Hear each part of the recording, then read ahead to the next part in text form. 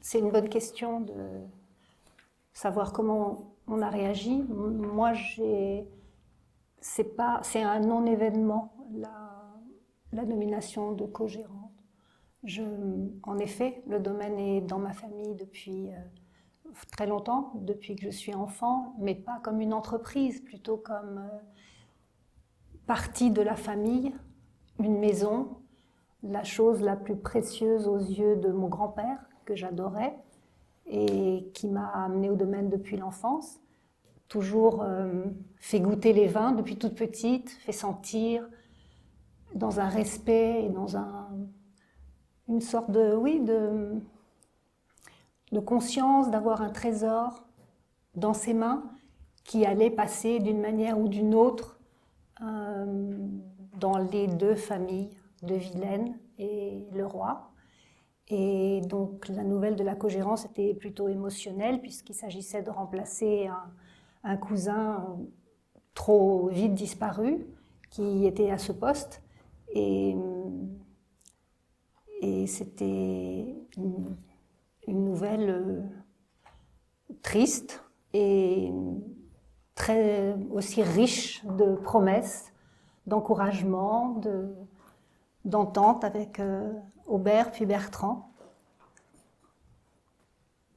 C'est tout. C'est tout. C'est très bien. Alors moi, c'est pas du tout le même parcours en fait. C'est-à-dire que moi, j'ai pas grandi au domaine. Dans notre famille, on a toujours eu un grand respect pour ceux qui étaient là, et donc on n'interférait pas, on n'intervenait pas. Et donc en fait, moi, le domaine, enfin la viticulture, je l'ai découvert plus, peut-être plus facilement par le domaine de Bouzeron, parce que là, une proximité. J'ai grandi en Saône-et-Loire, moi. Et le domaine ici, en fait, c'est un choix professionnel qu'on a eu complètement en dehors du domaine avec mon épouse, de revenir dans la région pour d'autres activités. Et puis je me suis senti de nouveau, enfin, tout doucement happé en fait par l'intérêt, par le vin, par ce domaine familial qui était relativement vu de l'extérieur par moi-même, alors avec des informations bien évidemment qui circulaient, quelques visites, mais on a toujours tenu à ce que, voilà, c'est pas un domaine où on entre, où on sort comme on veut, on garde un certain respect de fonctionnement. Et en fait, j'ai repris mes études, moi, tout simplement, en arrivant en Bourgogne, reparti en viticulture à différents niveaux, et puis la discussion s'est ouverte avec mon oncle, comme ça, doucement, longuement, tout s'est construit comme un bon vin, en douceur, puisqu'on a commencé à discuter ensemble en 2000, et je suis arrivé ici en 2008, donc ça a quand même fait un bon de chemin. Mais j'ai d'abord travaillé ici, alors avec, oui, évidemment, la possibilité, l'image de cette co-gérance un jour, mais qui était complètement impalpable, parce qu'en fait, moi j'ai travaillé plus dans les vignes, et puis après à travailler avec mon oncle sur tout le reste. Mais c'est quelque chose qui s'est... Si pour Perrine, ça a été une éducation, moi, ça a été une révélation. Alors même, ça ne veut pas dire que c'est pas une révélation, mais ça a vraiment été une révélation qui s'est construite doucement, avec aujourd'hui une certitude, je pense, d'être enfin, à la bonne, enfin, au bon endroit, quelque chose qui s'est construit doucement. Et puis aujourd'hui, moi, comme dit Perrine, avec des successions malheureuses, mais qui finalement font aussi avancer les choses. Et puis aujourd'hui, voilà, on est un jeune couple en devenir, on s'entend bien, on se parle bien, on n'a pas forcément les mêmes idées tout le temps, ce qui est aussi très intéressant. Mais voilà, donc c'était pas pour moi, c'était pas une prédestination, donc c'est quelque chose qui s'est construit. Je pense que peut-être plus la nouvelle pour elle, c'était une nouvelle. Moi, c'est quelque chose qui s'est construit dans le temps, alors qui n'aurait pu ne pas aboutir, mais qui voilà, qui s'est terminé, en tout cas, qui redémarre sur cette position, mais qui change pas fondamentalement ce qu'on fait au quotidien ou qui on est, je pense, parce que la pression, moi je veux dire la pression due au domaine, moi je ne l'ai pas. Après la pression du fonctionnement d'une entreprise, oui, tout le monde l'a, mais vu de l'extérieur, moi je me sens très à l'aise avec ça et je pense que c'est comme ça qu'on avancera tous les deux. C'est au jour le jour. On s'occupe des choses quotidiennes en avançant voilà. Aussi bien que possible. Après, effectivement, il y a un rôle à jouer. Ça, vous nous connaissez, je crois, depuis suffisamment longtemps et on ne va pas jouer de rôle. Voilà. On restera.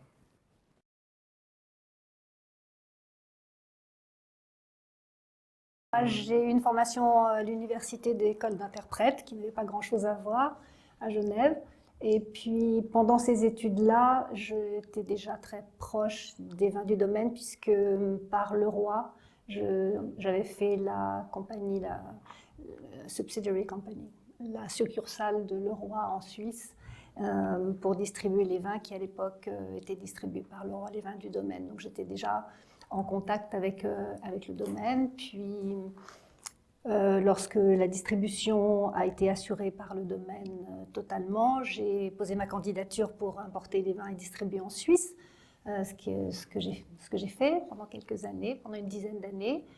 Donc tout ça me gardait beaucoup en lien avec le domaine, jusqu'au jour où j'ai été nommée au conseil de surveillance avec le papa de Bertrand, Henri de Vilaine, en remplacement de ma tante. Donc c'est toujours une histoire de famille et de prendre la place de quelqu'un, et qui m'a fait venir plus, qui m'a aussi donné l'occasion de connaître un peu mieux Bertrand, puisque lui était au domaine au quotidien, comme il l'a dit, et pour avoir des informations, etc.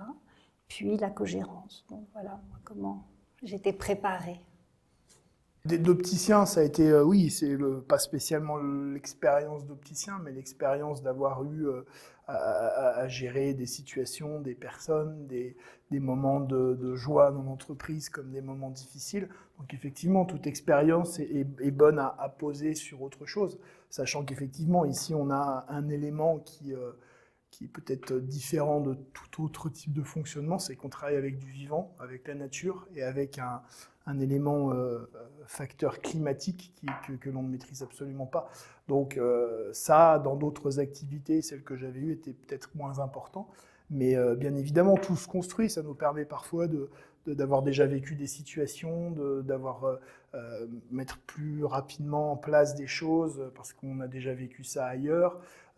Après c'est le domaine, c'est un gros bateau qui avance avec finalement peu de monde depuis très longtemps et bah, qui avance avec son temps, qui avance avec les évolutions que l'on... Donc oui, tout ça nous sert, tout ça nous forme, bien évidemment. Par contre, on découvre toujours au quotidien un petit peu les joies d'être ici. Mais oui, on a eu... ça donne peut-être même la possibilité de prendre un peu plus de recul et d'avoir un regard un peu plus périphérique. Voilà. Mais oui, tout a servi.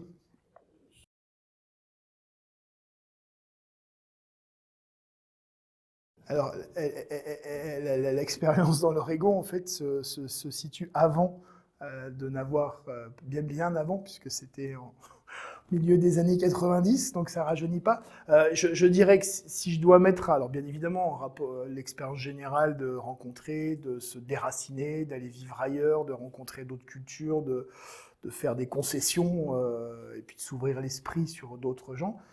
Mais en termes de viticulture, je dis toujours, et ça a été une chose que j'avais notée dans ma candidature à la confrérie, on doit faire un petit CV, et je pense que dans l'Oregon, il y a quelque chose qui s'est passé, ça a été de réaliser sur place, à l'époque, quand j'étais là-bas, il y avait à peu près 80 wineries dans l'Oregon, aujourd'hui il y en a plus de 900.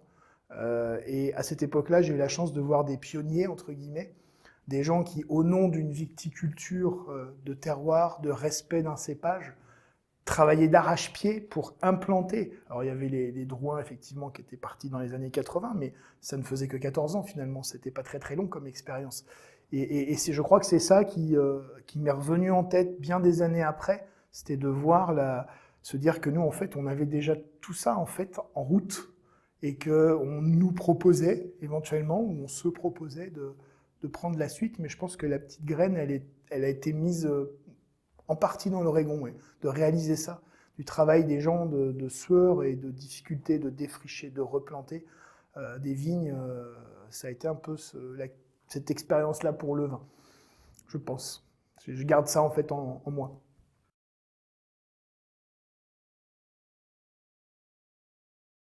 Je pense que la grande mission, c'est de faire passer ce trésor que nous avons, à la fois historique, géographique, culturel, humain, ce trésor de travail, d'amoncellement, d'efforts humains, de le faire passer aussi bien que possible non pas de le faire passer commercialement, de le faire passer les saisons, les années, plus encore, à nos prochains, à nos futurs. Ouais.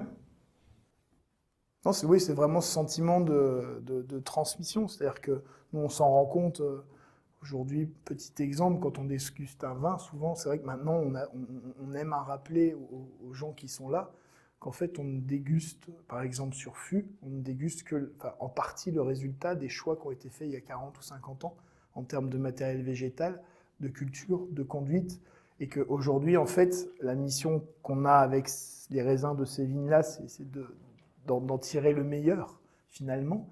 Mais la base, elle a 40, 45 ans, 50 ans. Donc aujourd'hui, les choix qu'on peut faire maintenant, c'est effectivement ce qui rejoint la réponse de Perrine, c'est-à-dire est-ce qu'on fait les bons choix pour que dans 50 ans, il y ait des petits Perrine, des petits Bertrand ou autres qui se disent, tiens, il y a 45 ans, ces gens-là qu'on n'a peut-être même pas connus, en fait, finalement, croisés, on pensait à transmettre en fait la chose.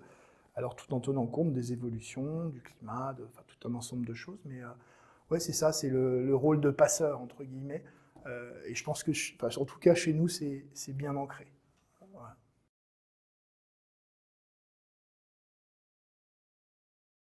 C'est la même chose, on cherche à passer les vins que nous faisons avec tellement de cœur, que des personnes font chaque jour avec leur force, leur courage, de les passer aux meilleures personnes possibles. Ça, c'est ce qu'on s'efforce de faire. Après on rajoute un facteur qui est le facteur humain dans cette histoire-là, et je ne sais pas si la question va dans ce sens-là, mais c'est l'idée de toutes ces marchés parallèles, c'est tout cet engouement. Alors premièrement, c'est un engouement pas que pour nos vins, mais pour beaucoup de vins de Bourgogne, qu'on essaye, comme dit Perrine, de maîtriser en passant via nos importateurs, via nos agents, via leurs distributeurs, avec une ligne de conduite qu'on espère appliquer, que l'on sait applicable, mais qui demande beaucoup de travail. C'est-à-dire qu'aujourd'hui, pour résumer ça, je dirais que nous, on essaye de travailler sur les causes et pas sur les conséquences.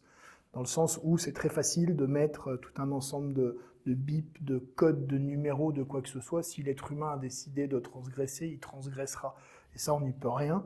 Donc, on se concentre plus sur l'humain. Alors forcément, du coup, on a plus de déception aussi, parfois, parce que la vie fait que, voilà, on a des expériences malheureuses, mais je dirais qu'on a quand même aujourd'hui, à l'image de notre groupe de distributeurs, on a quand même des bonnes équipes, avec une confiance relativement bien posée, et ça se passe plutôt pas mal. Et après, moi je renverrai la question, est-ce que vraiment on est censé devoir aller jusqu'au bout? La vie d'une bouteille, c'est sa vie, on ne peut pas tout faire. Ce qu'on essaye de faire, c'est qu'on ne se moque pas de nous, en fait. C'est-à-dire que, voilà, et ça c'est le vrai travail, c'est d'être certain au maximum que les vins soient entre de bonnes mains, et que derrière notre travail, d'autres personnes soient aussi inquiètes et s'intéressent à cette distribution qualitative, en fait.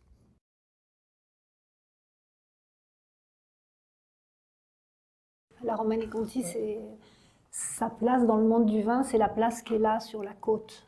Elle est la perle de la côte. Elle est une perle dans le monde du vin. À nous une perle, on doit savoir la regarder. Elle ne brille que pour quelqu'un qui sait comment la regarder, comment l'entretenir, comment la conserver. Voilà, je pense que tout est dit, leader, pas leader. Nos vins sont les leaders. On fait tout pour ça. Et leader dans le domaine des grands crus. Et nous, je ne pense pas qu'on soit leader. En fait, on cherche pas à être leader. On peut l'être reconnu pour la qualité des vins. En fait, peut-être que la qualité du domaine, c'est d'avoir pris conscience très tôt de ce que l'on recevait de ces sols si on y mettait les bonnes vignes et qu'on s'en occupait correctement. Et après, c'est cet intérêt-là, je pense, qui peut être considéré comme qui a pu être innovateur et précurseur, en fait. c'est de véritablement s'attacher à ça. Après, leader, on n'a pas une politique de leader, on ne cherche pas à être leader.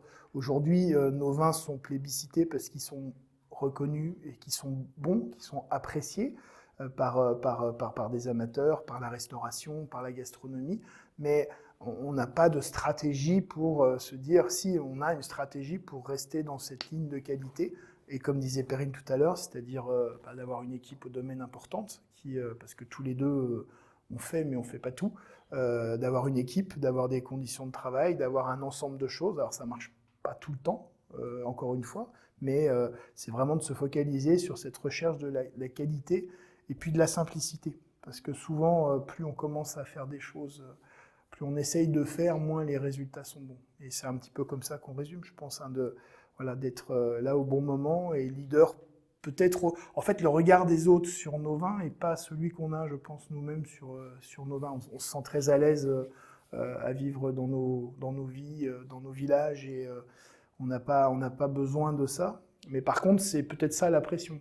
C'est de se dire qu'il faut au moins qu'on conserve minima ce niveau de qualité pour que, effectivement, le regard des gens sur nos vins continue à être celui qu'il est, finalement, apprécié pour sa qualité. Premièrement. Après, voilà, mais bon, tu te lèves pas tous les matins inquiète d'être leader. Non plus. Je pense que chacun dans le travail qu'il fait est leader, mais c'est vrai pour tout métier qu'on fait avec conscience. On est leader parce qu'on fait le mieux qu'on peut. Oui, puis faut quand même avoir conscience qu'on a quand même reçu par les choix familiaux du départ à recentrer ce domaine qui existe donc depuis l'arrivée au sens juridique de ton grand-père, mais il existait avant. Donc tout ça s'est concentré sur quasiment exclusivement 100% de grands crus, ce qui est une situation déjà en soi unique en termes de domaine, sur sa surface qui est très grande aussi. Mais du coup, on fait encore la même notion que Passeur la dernière fois, c'est le respect de tout ce qu'on a reçu. Et c'est vrai que souvent on dit, en fait, oui, on est propriétaire, mais on est propriétaire de découpe sur une carte, mais en fait, on n'est pas propriétaire de ce qu'on a en dessous, de ces sols. Et ça, on est plus gardien que propriétaire, en fait.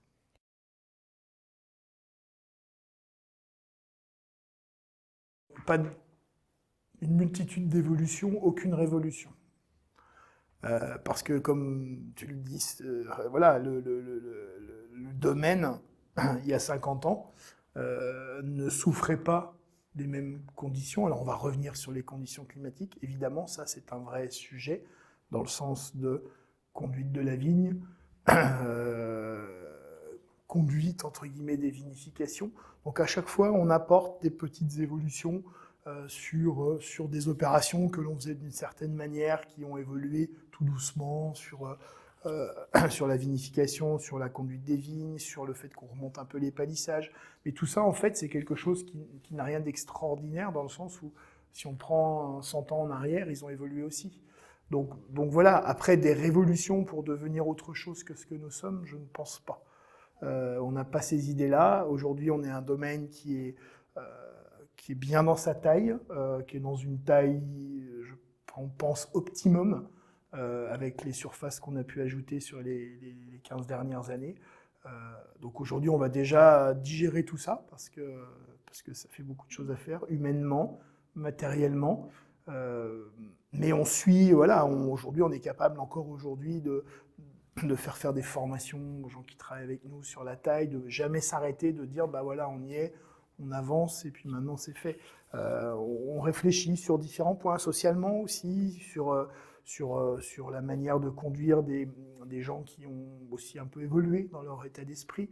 Voilà, donc, mais rien, non, demain, on n'a pas de grosse annonce à faire en disant on va s'attaquer à reprendre. Peut-être qu'on aura un jour... si on prend les Cortons et Corton Charlemagne, ça a été des concours de circonstances à chaque fois, on ne cherchait rien. On est venu nous proposer, et il s'avérait qu'effectivement, dans les deux cas, c'était des vraies opportunités à la fois pour pour avoir d'autres appellations, et puis des jolies parcelles qui nous intéressaient. Mais nous, on ne cherche pas aujourd'hui. Je ne sais pas dans quel sens était exactement la question, et puis tu as peut-être quelque chose à ajouter là-dessus. Non, on en parle souvent, toi et moi, on est plutôt observateurs, et puis s'adapter. Et bien sûr qu'on travaille avec une matière plus que vivante, qui varie, qui variera, qui a déjà varié. Et voilà, on est là, on observe, et c'est tout ce qu'on peut dire et faire.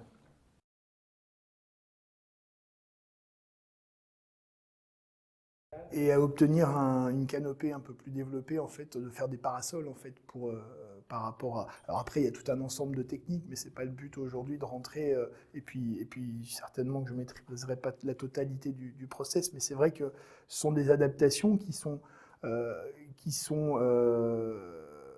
à la fois sur les systèmes de taille, parce que, en fait, ce que on préfère appeler un dérèglement climatique plutôt qu'un réchauffement climatique. Pourquoi ? Parce qu'on y englobe aussi des choses qui se passent en hiver. Par exemple, ces gelées qui aujourd'hui nous posent un vrai problème, c'est pas parce qu'il y a des gelées, elles étaient déjà là, elles ont toujours été là, c'est juste parce que les vignes sont en décalage de développement. Et à partir de là, on a fait des essais cette année de tailles différentes, de plier les baguettes plus tard, de garder une baguette fusible, enfin tout un ensemble de choses qui sont des gestes qui étaient faits il y a plusieurs années, des choses qu'on repuise un peu, c'est une régression positive, on prend qui nous permettent de se dire, voilà, on a aussi une technique naturelle de conduite de vigne qui peut permettre de minimiser les effets de... Bon, cette année, on a eu... les effets gel ont été plutôt minimes, en tout cas pour notre secteur. Par contre, voilà, on a aujourd'hui aussi, que veux-tu faire contre toutes ces pluies diluviennes qui sont tombées, parfois mêlées de grêle. Encore une fois, Vosne-Romanée a été particulièrement épargnée. On n'a rien à faire là-dessus. Là-dessus, on n'a rien à faire. Donc il y a effectivement des choses à aider la physiologie de la vigne, mais la vigne, elle est plus rapide que nous, déjà. Elle a déjà, depuis des années et des années, si tu veux dire 2-3 mots de choses qu'on observe, ça va déjà très très vite. C'est-à-dire, nous, on est dans une démarche biodynamique depuis longtemps, même avant d'être certifié. Donc l'idée, c'est vraiment de ne pas interférer à outrance dans des mécanismes qui sont quand même naturels, qu'on respecte au maximum. Après, une bataille, c'est une bataille. Une bataille contre un gel, on peut l'entendre, on peut essayer. C'est aussi pour sauver la vigne, donc ça a du sens.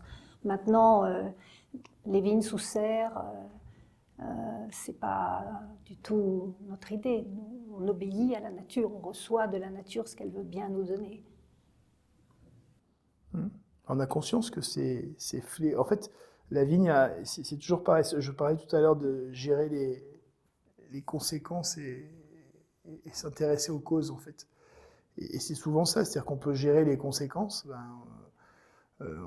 qui finalement n'apportent rien de constructif dans notre schéma.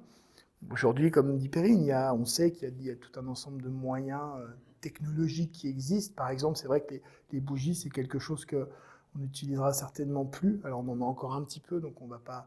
Peut-être qu'on les finira, mais c'est vrai qu'aujourd'hui, on était parti cette année sur des associations de ventilateurs, de propellers, avec des petites chaufferettes appelées bois qui dégagent aucune émission de CO2, si ce n'est l'émission du propre bois lui-même. Et tout ça, bon, malheureusement et heureusement, on n'a pas eu à l'utiliser cette année. Mais effectivement, on n'est pas, comment dirais-je, nous ne sommes pas à dire c'est la nature, on va laisser faire et puis on verra bien. Je pense qu'on dissocie l'activité, je dirais viticulture dans toute sa noblesse, mais aussi le fonctionnement d'une entreprise. Et si on n'a pas de raisin, on n'a pas de vin. Donc il faut avoir cette conscience-là. Mais on essaye d'être prêt à chaque étape, mais on continue à creuser, à trouver d'autres solutions. Alors toujours pareil avec, si tu veux parler un peu de la sélection végétale et puis de la fameuse fondation. De l'association pour la sauvegarde des cépages de Bourgogne, qui depuis 15 ans, 15 ans déjà, 15 ans travaillent sur le matériel végétal le plus approprié, bien sûr avec eux aussi, là aussi, une évolution forcément née de l'observation des phénomènes climatiques environnants. Aubert de Villaine, depuis, a été fondateur de cette association avec 37 autres. Une petite quarantaine, je trouve. Petite quarantaine des meilleurs domaines de la Bourgogne. Et on continue avec, bien sûr, c'est puissamment riche de pouvoir compter sur ces observations, sur ces plans, au fur et à mesure du temps qui passe, d'avoir recours à ça. Donc la Bourgogne est active, en fait, elle n'est pas passive. Même si effectivement on ne fait pas forcément état de tout ce qu'on fait dans les journaux ou de beaucoup de communication. Comme on dit, enfin, on s'amuse souvent, vaut mieux savoir faire que faire savoir parfois. Donc on se concentre sur ça. C'est pas très spectaculaire, ce sont toujours des choses qui sont les gestes, le greffage, les plantations, les sélections, c'est pas quelque chose de très... ça n'a rien de révolutionnaire, c'est juste des choses qui ont été faites et auxquelles on apporte la plus grande attention.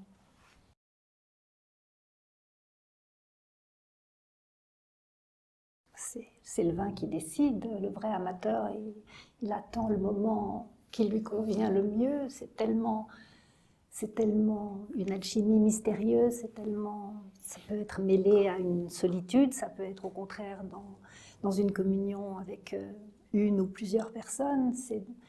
Le vin, c'est des moments. Moi, toute ma vie a été marquée, nos événements importants, oui, ont été marqués par des bouteilles de vin. Je me souviens poser sur la table familiale de ces bouteilles qu'on regardait avec le plus grand respect.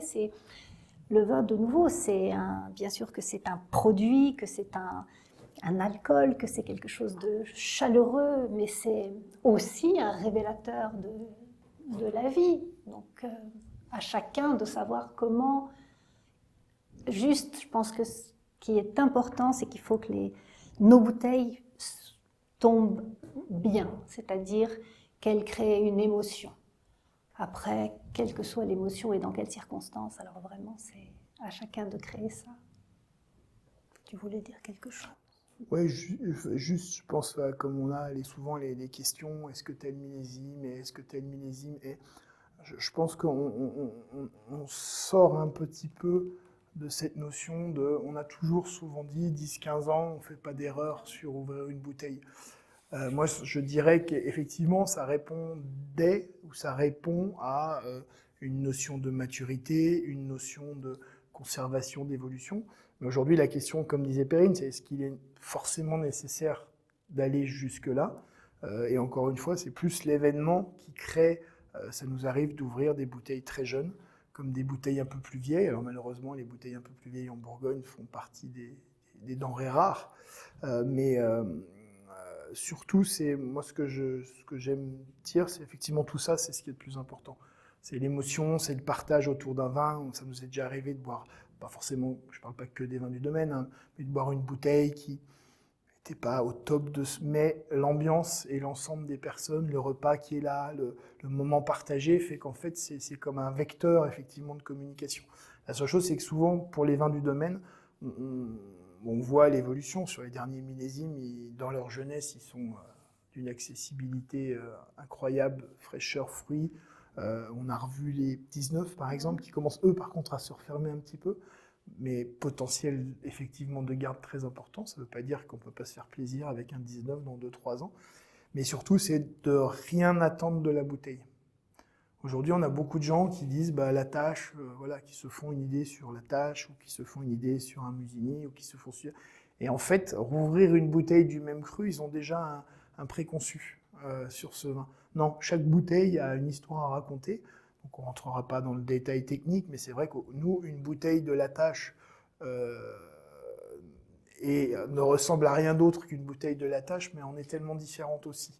Voilà, il y a des choses qui font que faut laisser la bouteille s'ouvrir, s'exprimer, et c'est ça. Et donc du coup, il faut du partage, il faut du temps avec des gens, il faut des moments particuliers, il faut ponctuer, comme tu disais, ça ponctue des expériences heureuses ou malheureuses. Mais c'est vrai qu'en Bourgogne et dans d'autres régions viticoles, même quand on a des expériences malheureuses, on ouvre une bouteille. Voilà. Et c'est pour ça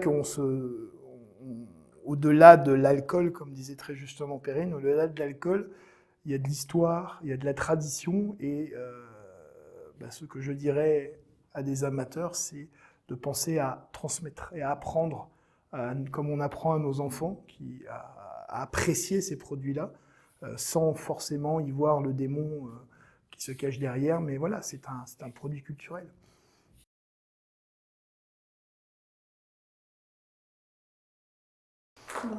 On peut les remercier, je crois. Oui, merci. On peut les remercier d'être aussi attentifs et aussi réceptifs au travail qui a été fait bien avant nous et qui sera fait bien après nous, et d'y accorder toute l'importance que vous décrivez et qu'on connaît, bien sûr. C'est le vin qui parle, nous, on n'a rien à ajouter à ça. Ouais, cette notion de respect aussi, c'est-à-dire qu'on essaye, nous, de respecter tout ce que l'on peut comprendre et entendre de ce que la nature veut nous faire entendre, parce qu'en fait, c'est ça, c'est notre interprétation c'est pas la vérité, c'est notre vérité avec les gens qui travaillent ici.